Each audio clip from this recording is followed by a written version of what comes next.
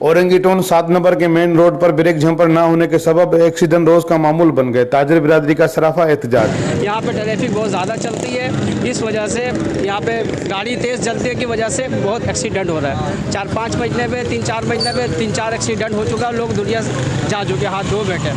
जो सड़क बिल्कुल मेरे साथ है, यहाँ पर 4 माह में तकरीबन 4 जानी नुकसान हो चुका है, जिसमें वो 4 अफराद जानी नुकसान में हुए हैं, वो हमारे बनारसी ही कम्युनिटी के थे। तो ये जानी नुकसान होने का सबब क्या है? ये इस मेन रोड पे जंप ना होने की वजह।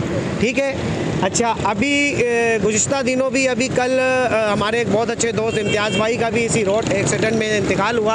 अच्छा, गुज़िश्ता 3 माह के अंदर अंदर बनारसियों का जो है 4 से 5 एक्सीडेंट इसमें हो चुके हैं, जिसमें हमारे एक बहुत ही मोअज़्ज़िज़ मेहमान, हमारे एक बहुत ही मोअज़्ज़िज़ दोस्त थे, जिनका 2 दिन पहले रज़ाइल आई से एक्सीडेंट के ज़रिए इंतकाल हुआ है। बहुत शदीद ख़तरे की हालत में उनका इंतकाल हुआ है। बहुत ही तकलीफ़ में वो जो है इस दुनिया से चले गए।